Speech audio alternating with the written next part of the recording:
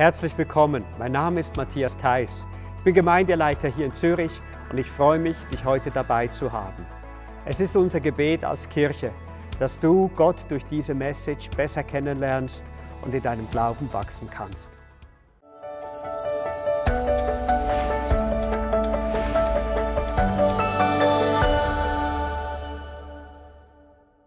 Hey, ich freue mich sehr, dass ich auch bei euch Frühaufsteher mal darf bin. Am Morgen. Die Welt sieht ganz anders aus am 8 Uhr morgen. Aber sehr schön, dass wir zusammen ins Wort gehen. Und ja, auch dir am Livestream, Zürich Lounge, und herzlich willkommen von meiner Seite auch. So schön sind ihr mit dabei. Jesus, deine Chance auf Frieden. Das ist ein Riesenthema heutzutage. Ich weiß, über die letzten 10 bis 12 Monate hatten wir ja das große Mangel mit Frieden. Aber jeder sehnt sich danach. Nicht viele Menschen können das wirklich erreichen, auch und behalten. Aber ich denke, dass mit dieser ganzen Corona-Zeit, diese Verwirrung, diese Angst, diese Depression, ich habe mit einigen gesprochen schon über die Monate, die wirklich tief in dieser Krise waren, auch mit Eheleuten und Kinder, also Kinder- und Elternbeziehungen, wie das wirklich sehr strapazierend ist. Und deshalb ist diese Botschaft eigentlich so passend. Aus meiner persönlichen Erfahrung, also ich weiß auch, dass Frieden ist ja nicht nur eine Stille, eine Ruhe. Frieden ist ja etwas, das Gott uns schenkt, das wir hier unten haben und nicht irgendwie hier oben im Kopf einfach eine Stille haben, obwohl wir Männer das tun können. Wir können wirklich unseren Kopf ausschalten und nichts denken, was sehr friedlich ist und ruhig ist. Aber das ist ein Thema für eine andere Predigt. Aber trotzdem, es ist so schön, dass wir von Gott diesen Frieden bekommen. Eigentlich ist es das einzige, glaube ich, eines der einzigen Male, wo er uns ein Gefühl schenkt, wo wir wirklich mit einem Gefühl des Friedens, das spüren wir hier unten in unserem Geist, geleitet werden können, dass es die Bestätigung ist, wenn wir einen Entscheid treffen. Also ich hoffe, dass wir als Christen nie einen größeren oder einen wichtigen Entscheid treffen, ohne seinen Frieden wirklich zu spüren. Da kann alles herum chaotisch sein, aber hier unten, es ist ruhig. Eine tiefe Ruhe, die stimmt einfach. Also als persönliche Erfahrung, ich weiß, in den 80er Jahren, ich war in Afrika und einmal überrascht worden mit einer Gruppe von bewaffneten Menschen, die wirklich mit 10, 12 Gewehre im Gesicht und geschupft und mich angespuckt. Und inmitten von diesem Chaos, ich würde auch noch wenn man sich das Verhör hat, Interrogation, ja, ausgefragt, verhört, genau, danke. Und das war eine sehr strapazierende Zeit, aber der Frieden war da. Ich weiß auch noch, ich war in einem brennenden Flugzeug.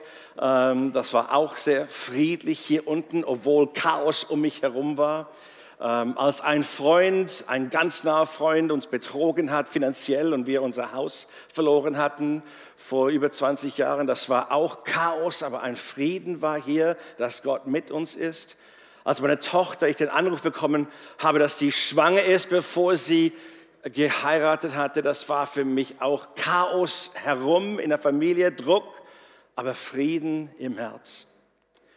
Und ich denke, was wir uns wünschen und was wir auch vom Herrn beschenkt bekommen, ist, dass wir diesen Frieden haben können, egal was um uns herum ist. Und ich hoffe heute mit Gottes Wort, dass ihr das erkennen könnt, dass ihr das auch ein bisschen persönlich annehmen könnt. Verschiedene Leute suchen Frieden auf verschiedene Arten. Ich habe ein Bild von Prince Charles, wie er die Friedenspfeife raucht, als er noch jünger war. Apropos Rauchen, ich weiß, in Havanna gibt es auch diese große Havanna-Zigarre in Kuba. Und das sind 3 ältere Frauen, die eine dicke Havanna-Zigarre rauchen. Freunde von mir auch, die haben einen Cognac und einen Stumpen. Und dann, das ist für sie Frieden und Ruhe. Also für mich ist das überhaupt nicht. Als Nieraucher kann ich mir gar nicht vorstellen, wie das überhaupt friedlich sein könnte. Aber anyway, gehen wir doch zu Gottes Wort. Mal sehen, was Gottes Wort sagt. Und wir gehen zurück wieder zu unserem Text im Kolosserbrief. Und dann durch die Predigt können wir sehen auch, was ist Frieden, wie bekomme ich diesen Frieden und wie kann ich ihn auch dann bewahren. Kolosser 1, Kapitel 1, Vers 15 bis 23. Wir lesen mal alles durch ein bisschen und ich werde dann gewisse Worte oder auch Zeilen dann betonen. Christus ist das Bild des unsichtbaren Gottes. Und hier Paulus macht Jesus wirklich groß. Er zeigt wirklich, wie er Gott oder Jesus sieht. Das Bild des unsichtbaren Gottes. Er war bereits da, noch bevor Gott irgendetwas erschuf. Ist er der Erste der Schöpfung, das ist eine Redensart. Eigentlich ist er der Erste vor aller Schöpfung.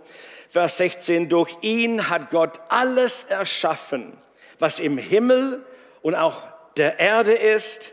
Er machte alles, was wir sehen können, auch was wir nicht sehen können. Ob Könige, Reiche, Herrscher, Gewalten, diese verschiedenen Autoritäten. Alles ist durch ihn und für ihn erschaffen. Vers 17. Er war da noch bevor alles andere begann und er hält die ganze Schöpfung zusammen. Mächtig, wie das betont hier. Vers 18. Christus ist das Haupt der Gemeinde und die Gemeinde ist sein Leib. Er ist der Anfang und als Erster von den Toten auferstanden, damit er in allem der Erste ist. Gibt nichts Höheres, nicht Größeres als Jesus. Denn Gott wollte in seiner ganzen Fülle in Christus wohnen.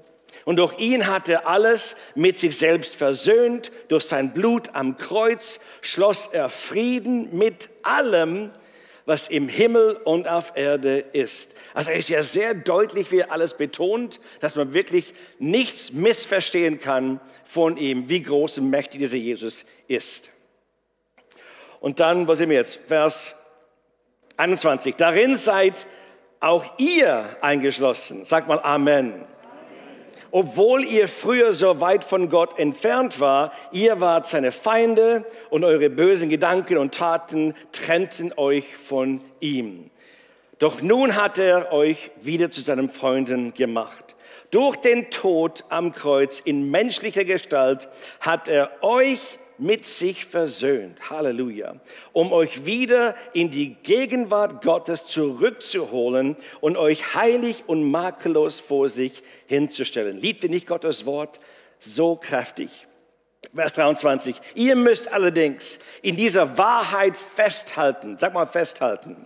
Festhalten und euren Glauben bewahren. Sagt Glauben bewahren. Weicht nicht von der Hoffnung ab, die euch geschenkt wurde, als ihr die Botschaft von Jesus Christus gehört habt. Diese Botschaft ist in der ganzen Welt verbreitet worden und ich, Paulus, wurde von Gott berufen, sie zu verkünden. Wir sehen in diesem Text, also dieser Text, ich darf den nicht am Abend lesen, bevor ich ins Bett gehe, weil es wühlt mich so auf, dass ich fast aufstehen muss und einen kleinen Tanz machen, wie groß und mächtig Gott ist und wie ich ihn liebe. Aber er zeigt uns 3 Dinge über Jesus. Er zeigt seine Göttlichkeit. Er zeigt dort, wie er das Haupt aller geistlichen Angelegenheiten ist. Es gibt nichts Geistliches, nichts mächtiger, nichts größer, nichts besser als Jesus. Das ist etwas, was wir wirklich bewusst glauben müssen, auch bekennen müssen. Das ist, wie es im Römerbrief steht, was wir glauben im Herzen, was wir bekennen mit dem Mund, das wird auch so sein und geschehen. Was wir auch sehen, ist seine Kontrolle über den Kosmos und die Naturgesetze. Also alles, er kann auf dem Wasser gehen, er kann durch die Wand durch. Er ist wirklich allmächtig in allem. Die Majestät, sein Bezug auf die Gemeinde, seinen Leib und der ewige Plan, auch egal was geschieht in der Welt, in politischen oder wirtschaftlichen oder anderen Sphären, es bleibt einfach so, er ist treu zu seinem Plan und er wird seinen Plan auch ausfüllen. Und wenn du die letzte Seite in der Bibel liest, wir werden gewinnen in Jesus. Amen. Okay. Um das wirklich ein bisschen besser euch visuell zu gestalten zu geben, habe ich einen kleinen Filmclip hier und ich hoffe, ihr könnt die Majestät und die Größe von Gott und Jesus sehen in diesem Filmclip.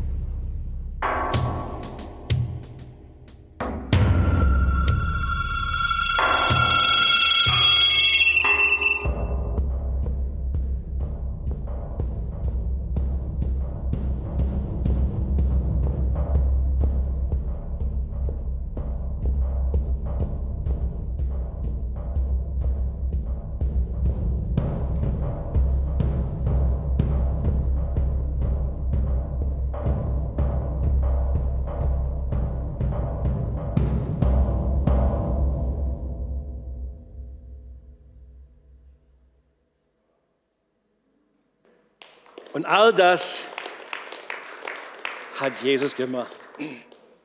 Ihr kamt nicht aus einer Pfütze, ihr kamt vom Schöpfer. Amen. Jesus ist die höchste Regierung und hat die Kontrolle über alles. Und das, liebe Geschwister, ist die Grundlage unseres Friedens. Das ist der Anker, wo wir unseren Frieden drin haben. Wenn das oder er oder was er geschaffen hat und diese mächtige, enorme Größe von ihm alles in seinen Händen hat, was für ihn klein ist, und er lebt in uns durch Jesus und dem Heiligen Geist, was kann da noch dich aus der Bahn bringen? Amen. Das ist der Frieden, von dem wir reden. Er hat den Frieden gegeben. Okay, wir sind nicht nur mit dem Retter versöhnt oder mit dem Heiler versöhnt, aber auch mit dem Friedenfürst. Und Jesaja 26,3 sagt dort, dass die mit einem festen Sinn umgibst du mit Frieden, weil sie ihr Vertrauen auf dich setzen. Wir können ihm vertrauen. Wenn er all das geschaffen hat und all das perfekt zusammengebracht hat, wir können ihm vertrauen. Mit unseren kleineren Dingen, die wir im Leben haben. Okay, so was ist Frieden? Oder besser gesagt natürlich die Frage zu stellen, wer ist Frieden? Und hier in Jesaja 9, Vers 5 heißt es, dass der wunderbare Ratgeber, der starke Gott, der ewige Vater, der Friedenfürst. Und dieser Friedensfürst, das ist auch ein Attribut von Jesus, das ist, wer er ist. Und ich möchte da ganz bewusst euch sagen, es ist nicht, dass er Frieden hat, er ist Frieden. Frieden ist für Jesus nicht eine Emotion, die kommt und geht. Er ist vollkommener Frieden in seiner Einzigkeit. Und Frieden ist also nicht, dass die Abwesenheit von Ärger oder Chaos ist. Es ist die Gegenwart von Jesus. Und egal, wo du jetzt bist und egal, was du für eine Krise oder eine Herausforderung vor dir hast, ich kann dir sagen, Jesus bringt dir diesen Frieden. Er hat dir diesen Frieden schon geschenkt am Kreuz, als du ihn angenommen hast. Und vielleicht hast du das ein bisschen verdeckt mit verschiedenen Emotionen und Gefühlen und Gedanken. Aber unter all dem Krimkram ist der Friedefürst. Und wenn man den so ein bisschen wieder Raum geben kann, sage, Herr, ich gebe dir den Vortritt. Du bist der Frieden, den ich haben möchte.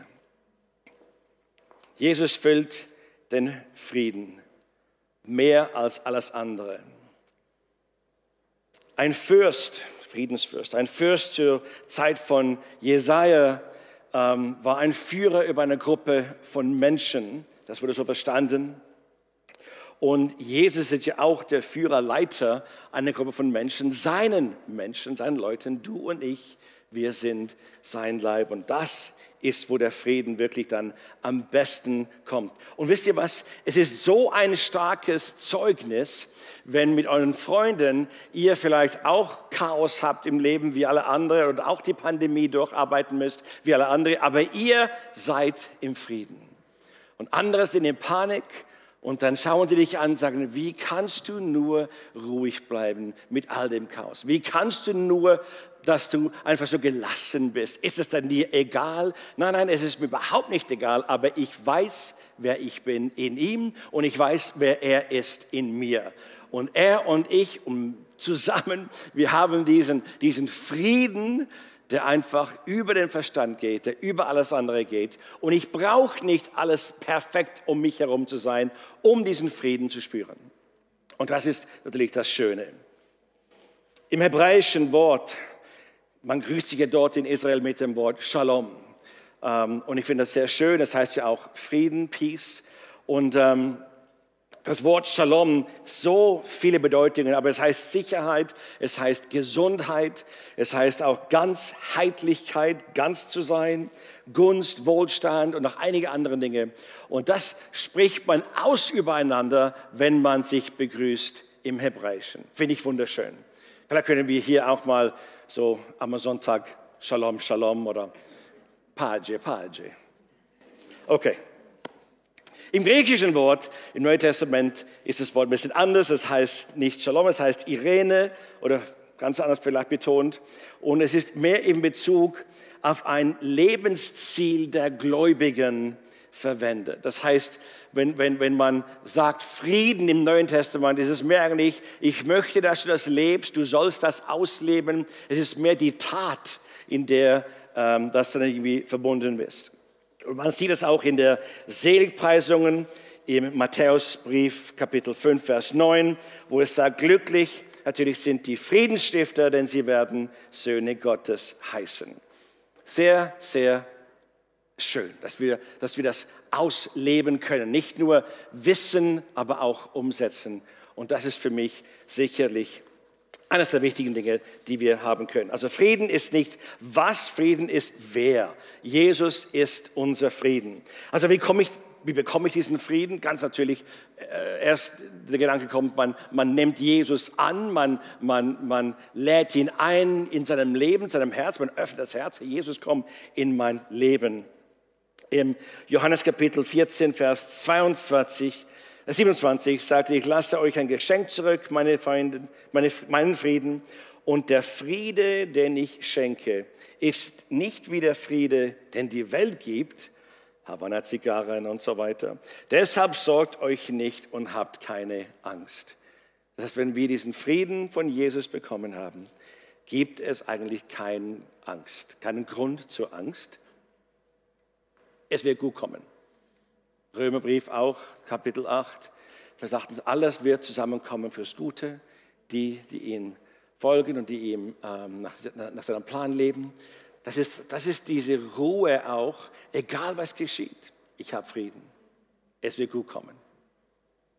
Ich weiß doch, als ich im Flughafen war, in Amsterdam vor vielen, vielen Jahren und war mit meinem erstgeborenen Sohn unterwegs, Justin, aber noch ganz, ganz klein.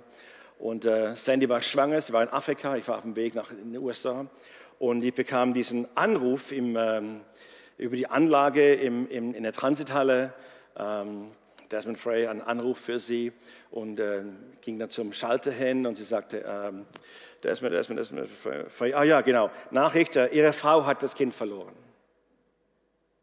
Und in dem Moment, alles steht still und ich dachte, was, wer? Und das war auch wieder ein Riesenschock, einen Schub, einen Stoß.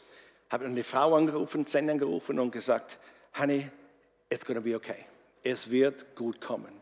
Ich weiß, es schmerzt, ich verstehe es nicht, was ist geschehen, geht es dir gut und so weiter. Aber im ganzen Gespräch drin war es immer Römer 8, 28. Egal was geschieht, es wird gut kommen. Und ich habe heute noch keine Verständnis im Natürlichen, wieso, warum das geschehen ist. Aber ich weiß, eines Tages werde ich meine Tochter sehen. Weil es war ein Mädchen, das konnte Sandy noch feststellen. Aber es war einfach, wie gesagt, wieder etwas, was eine Krise ist, aber das berührt unseren Frieden nicht. Es ist fast der Sturm der weht sich um alles herum, aber innen drin der Kern, wie the eye of the storm, wenn man sagt im Englischen, das Auge dieses Wirbelsturms, ganz drin in der Mitte ist es ruhig, blauer Himmel, alles herum wirbelt sich, aber ganz im Auge vom Ganzen ist es ruhig. Und das ist das, was wir als Christen haben. Egal, was der Sturm uns herum sagt, es ist ruhig, weil ich weiß, in Jesus bin ich geborgen. Epheser 2, Vers 14. Denn er ist unser Friede. Er hat aus beiden eins gemacht und die Zwischenwand der Umzäumung, die Feindschaft in seinem Fleisch abgebrochen. Halleluja. Also wie kann ich diesen Frieden bewahren? Weil ich denke, der Angriff des Feindes ist wirklich Nummer 1, dass er deinen Frieden zerstören kann. Dass er dich von dem Frieden abgeben kann und wegziehen kann. Das ist sicher sein Ziel. In Römer 5, Vers 1 sagt es da, wir nun gerechtfertigt worden sind aus Glauben, so haben wir Frieden mit Gott durch unseren Herrn Jesus Christus. Siehst du, wenn immer eine Krise kommt, der Blick muss immer wieder auf Jesus zurück. Nicht auf die Medien, nicht die Nachrichten, nicht der Kollege, der immer negativ ist. Nein, was immer kommt, sofort zu Jesus, sofort zum Kreuz, sofort zum Wort zurück, Gottes Wort. Und dann kommt alles andere wieder und passt sich an, weil Jesus Christus ist der Schlüssel zum Frieden. Im Galaterbrief 5 sagt man, dass Friede auch ein Teil der Frucht des Geistes ist. Und das heißt, wir können das üben oder leben, wir können das eigentlich ausleben. Und wenn du mal nicht hier ist, wenn du mal das Gefühl hast, ich habe keinen Frieden, genau gleich wie es mit Freundlichkeit ist, genau gleich wie es mit all den anderen Fruchten Frucht des Geistes ist, wie macht man das? Man wählt es aus. Man macht einen Entscheid, ich werde den Frieden, für mich den Frieden entscheiden über Chaos. Ich werde freundlich sein, anstatt ärgerlich sein. Ich wähle das heißt, ich glaube es in meinem Herzen. Ich mache einen ganz bewussten Entscheid, dass ich mich jetzt dem Frieden hinwende und ich spreche es auch aus. Danke, Jesus, dass du mir diesen Frieden geschenkt hast. Danke, dass ich einen Frieden genießen darf, der nicht nur emotional ist, aber der auch über dem Verstand ist, weil ich weiß, Gottes Wort, deine Verheißungen sind Ja und Amen und nichts wird mich bewältigen, nichts wird mich aus der Bahn bringen, weil du bist für mich und du bist in mir und ich preise dich und mache dich groß. Du hast das Universum kreiert und auch dort gibt es Frieden und Ruhe. Und das habe ich auch in meinem Herzen. Man spricht das aus, damit der Frieden wiederkommt und sich wieder anpasst.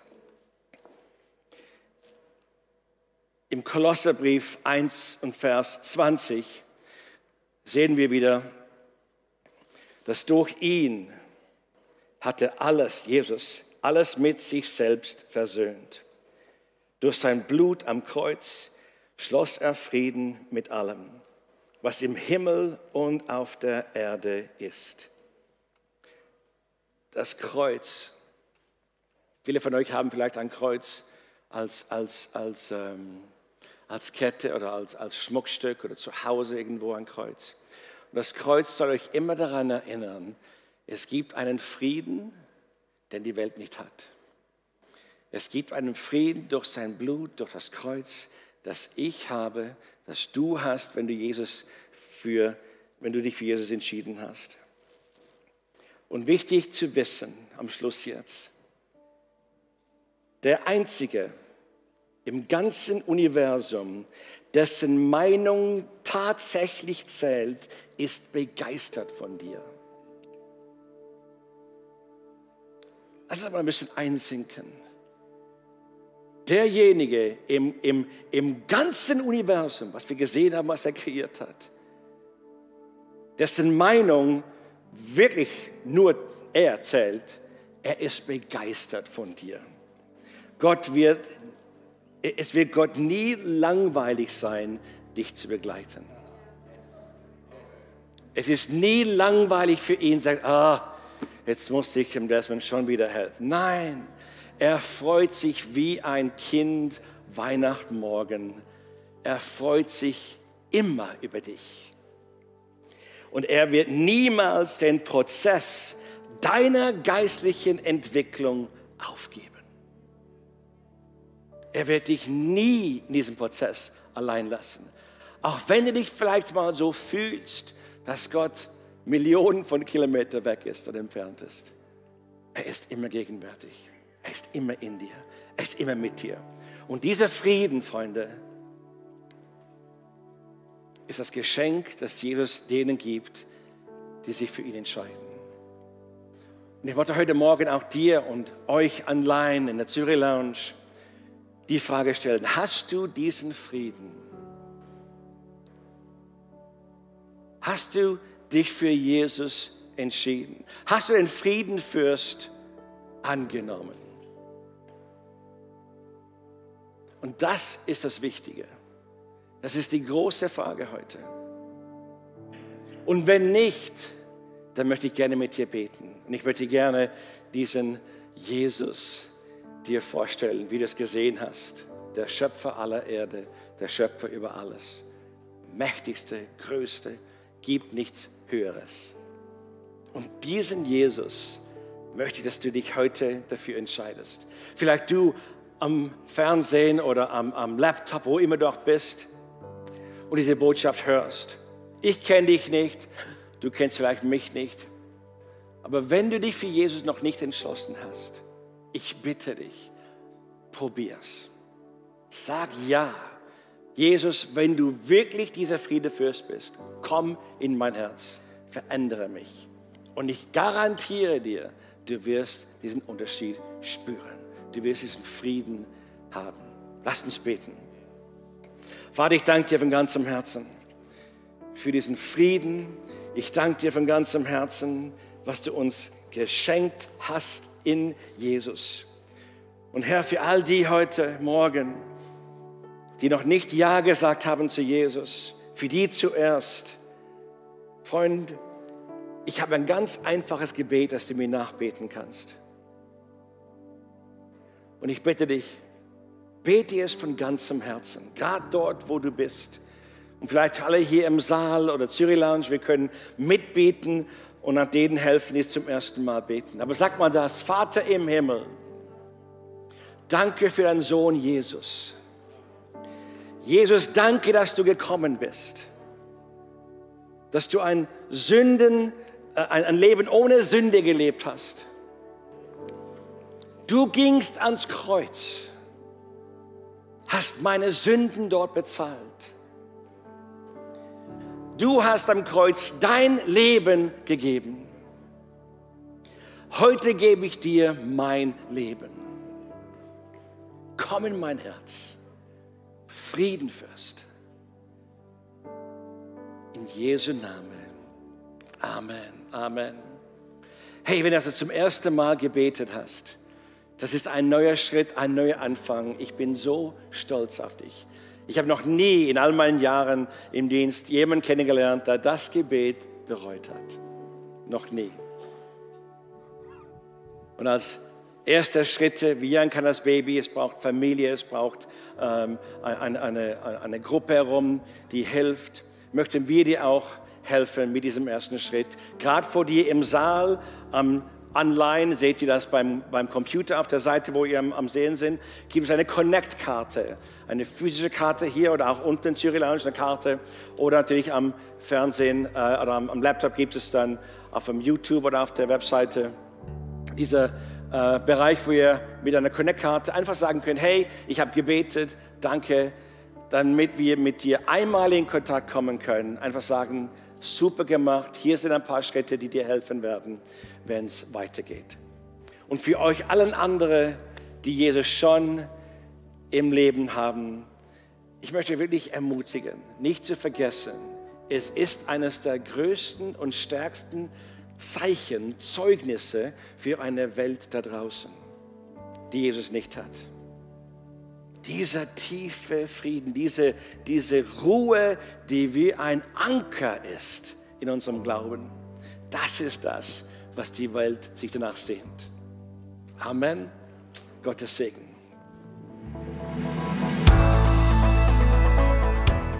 Vielen Dank, dass du dabei warst. Wir hoffen, dass diese Message mithelfen durfte, dass du Jesus besser kennenlernen durftest. Wir würden uns auch freuen, von dir zu hören. Über unsere Website kannst du gerne mit uns Kontakt aufnehmen. Wenn du denkst, dass solche Botschaften und dieser Dienst auch ein Segen für andere sein können, hey, dann unterstütze uns doch. Bitte bete für uns oder du darfst auch geben. Eine Spende würde es möglich machen, dass wir diesen Dienst auch weiterhin tun können. Über SMS, über Twint oder auch online ist das alles möglich. Herzlichen Dank schon im Voraus für deine Gebete. Wir wünschen dir jetzt von ganzem Herzen einen reich gesegneten Tag und Gott mit dir.